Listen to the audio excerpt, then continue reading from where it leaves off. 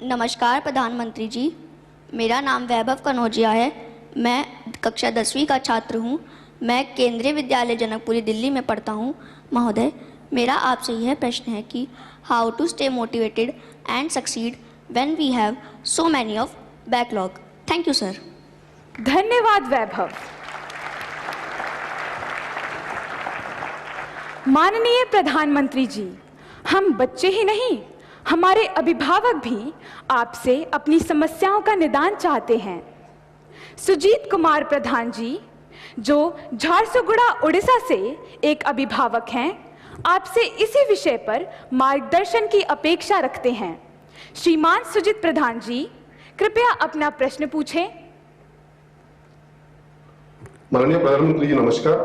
मेरा नाम सुजीत कुमार प्रधान। मेरा प्रश्न है, पाठ्येतर गतिविधि के लिए बच्चों को कैसे प्रेरित करें? धन्यवाद। धन्यवाद श्रीमान। माननीय प्रधानमंत्री जी, स्थापत्य और चित्रकला के धनी राजस्थान के जयपुर की कक्षा 12वीं की छात्रा कोमल शर्मा आपसे अपनी परेशानी का हल चाहती हैं। कोमल, कृपया अपना प्रश्न पूछें। नमस्कार माननीय प्रधानमंत्री जी महोदय, मेरा नाम कोमल शर्मा है। मैं राजकीय बालिका उच्च माध्यमिक विद्यालय बगरू जयपुर कक्षा 12वीं की छात्र हूँ। मेरा प्रश्न आपसे ये था कि मेरे एक सहपाठी का एक पेपर अच्छा नहीं गया है, तो मैं उसे दिलासा कैसे दूं? धन्यवाद। धन्यवाद Komal. Honourable prime minister sir, Aaron Eapen, a class 10th student of Qatar, is overwhelmed by a similar problem.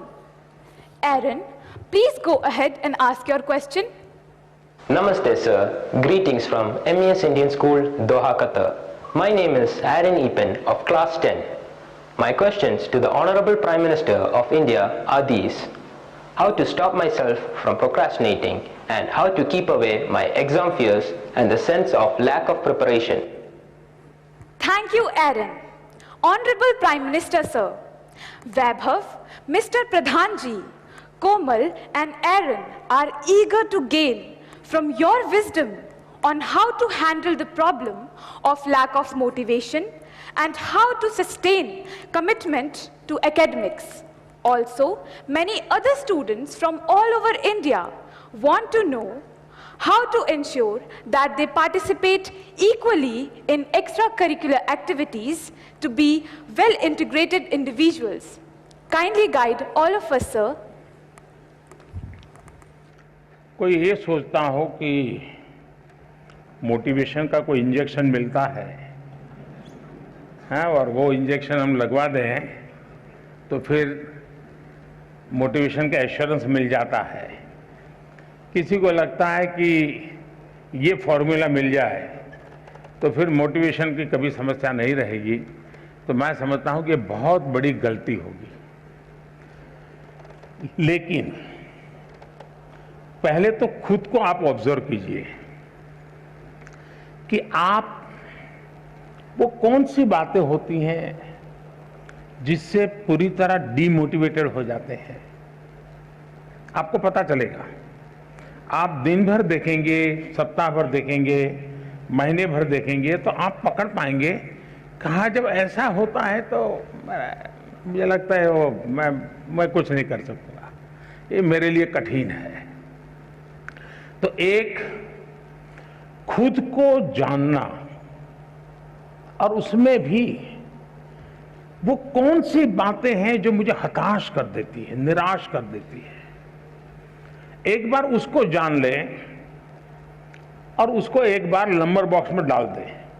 ठीक है, फिर आप कोशिश कीजिए कि वो कौन सी चीजें हैं जो सहज रूप से आपको मोटिवेट करती हैं। जो बातें सहज रूप से आपको मोटिवेट करती हैं उसको आप आइडेंटिफाई कीजिए। मान लीजिए आपने कोई बहुत अच्छा गाना सुना, सिर्फ उसका संगीत नहीं, उसके शब्दों में कुछ चीजें ऐसी हैं कि आपको लगता है हाँ यार, सोचने का तरीका ये भी हो सकता है। तो आपने देखा होगा कि आप अचानक नए सिरे से सोचना शुरू कर देते हैं। किसी ने आपको बताया था? नहीं बताया था, लेकिन आपने खुद को तैयार किया था कि वो कौन सी चीजें हैं जो मुझे मोटिवेट करते, आपने पकड़ लिया। तो आपको मन करेगा हाँ ये मेरे लिए बहुत काम की चीज है। इसलिए मैं चाहूंगा कि आप स्वयं के विषय में जरूर एनालिसिस करते रहिए, उसमें किसी और की मदद के चक्कर में मत पड़िए। बार बार किसी को एक जाके मत कहो यार मेरा मूड नहीं है, मुझे मजा नहीं आता है। फिर आपके अंदर एक ऐसी वीकनेस पैदा होगी कि हर बार आप सिंपैथी चाहेंगे।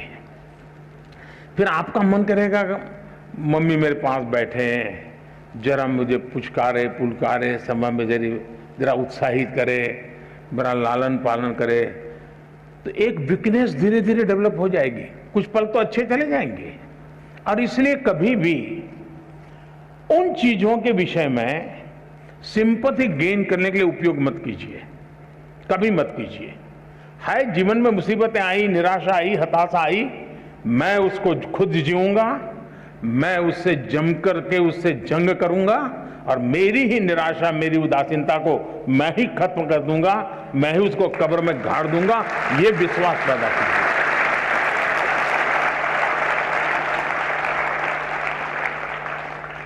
दूसरा है, हम किन चीजों को ऑब्जर्व करते हैं। कभी कभी कुछ चीजों को ऑब्जर्व करने से भी हमें बहुत प्रेरणा मिलती है। अब मान लीजिए आपके ही पर घर में एक 3 साल का बच्चा है, 2 साल का बच्चा है, उसको कुछ लेना है लेकिन उसके लिए बड़ा मुश्किल है। आप दूर से देखते रहिए कि वो गिर जाएगा, पहुंच नहीं पाएगा, थक जाएगा तो थोड़ी देर चला जाएगा, फिर आएगा, फिर कोशिश करेगा। मतलब आपको वो सिखा रहा है कि ठीक है मेरे लिए मुश्किल है लेकिन मैं अपनी कोशिश नहीं छोड़ूंगा।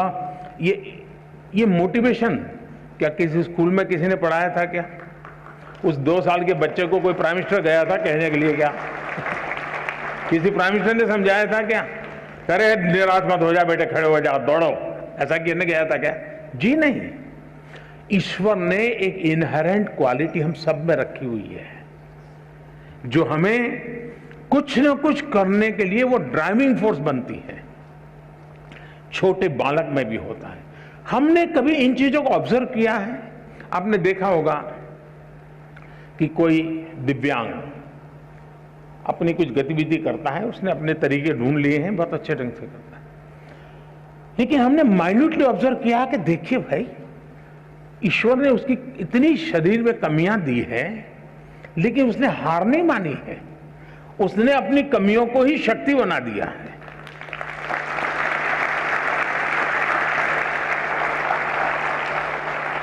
और वो शक्ति खुद को तो दौड़ाती है, वो खुद शक्ति अगर देखने वाला नहीं, ऑब्जर्व करने वाला जो निरीक्षण करता है उसको भी प्रेरणा देती है। हम कोशिश करें हमारे आसपास जो चीजें हैं उसको हम उस रूप में ऑब्जर्व करें, उसकी वीकनेसेस को ऑब्जर्व ना करें, उस कमियों को उसने कैसे मात किया है, उन कमियों को वो कैसे मात करता है, उस प्रक्रिया को बारीकी से देखिए। आप फिर अपने आप को उसके साथ कोरिलेट करेंगे कि हाँ, मैं ऐसा होता है तो मैं भी शायद ऐसा कर सकता हूं। ईश्वर ने तो मुझे हाथ पैर सब बहुत बढ़िया दिया है, मुझे तो कोई कमी नहीं है, मैं क्यों चुप बैठा हूं? आप खुद दौड़ने लग जाएंगे। और इसलिए मुझे लगता है कि दूसरा एक विषय है, क्या कभी आप खुद की एग्जाम लेते हैं क्या? आप अपनी एग्जाम भी तो कभी लीजिए, कोई आपकी एग्जाम क्यों ले? जैसे मैंने शायद मेरी जो किताब है एग्जाम वॉरियर, उसमें एक जगह पे लिखा हुआ है कि आप कभी एग्जाम को ही एक चिट्ठी लिख दो, हे डियर एग्जाम, और उसको लगो अरे तुम क्या समझते हो, मैंने ये तैयारी की है, मैंने ये तैयारी की है, मैंने ये मेहनत की है, मैंने इतना प्रयास किया है, मैंने ये पढ़ा है, मैंने ये लिखा है, मेरी इतनी नोटें भरी हुई है, मैं टीचर के साथ इतने घंटे बैठा हूँ, मैंने मम्मी के साथ इतना समय बिताया है, मैं मेरे पड़ोसी के छात्र ने अच्छा काम किया तो उसके जाकर अरे मैं इतना सीख करके आया हूँ, तुम कौन होते हो मेरा मुकाबला करने वाले।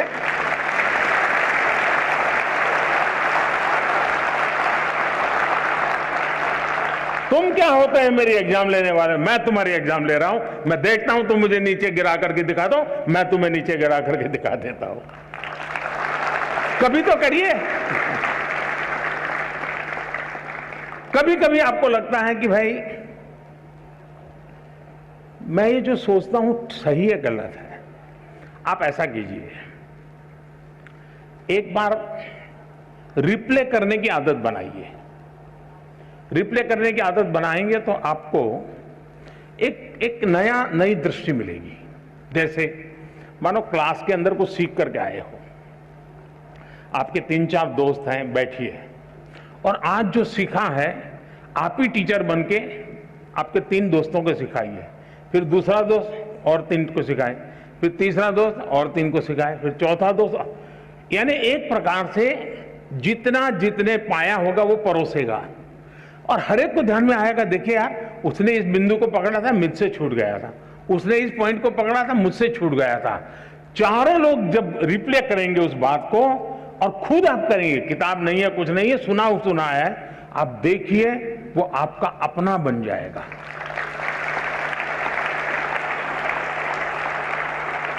आप चीजों को, अब आपने देखा होगा कहीं कोई घटना घटी हो, बड़े बड़े पॉलिटिकल लीडर को भी ये टीवी वाले खड़े हो जाते हैं ना डंडा लेकर के, और आपने देखा होगा वो जवाब देने में इधर उधर हो जाते हैं। कुछ लोगों को तो पीछे से प्रॉम्प्टिंग करना पड़ता है, आपने देखा होगा। लेकिन एक गांव की महिला है, कहीं एक्सीडेंट हुआ है और कोई टीवी वाला पहुंच गया, उसने बेचारी को टीवी क्या है मालूम भी नहीं है और उसको पूछ लिया। आप देखिए बड़े आत्मविश्वास के साथ वो सारा वर्णन कर देती हैं कि ऐसा हुआ था, फिर ऐसा हुआ था, फलाने आए थे, टिकने आए थे, ऐसा यानी परफेक्टली चीजों बता। क्यों? क्योंकि उसने जो अनुभव किया उसको वो आत्मसात कर लेते हैं और उसके कारण उसको रिप्ले बड़ी आसानी से कर लेते हैं। और इसलिए मैं मानता हूं कि आप अपने आप को खुले मन से इन चीजों से जोड़ेंगे तो कभी भी निराशा आपके दरवाजे पर दस्तक नहीं दे सकती है।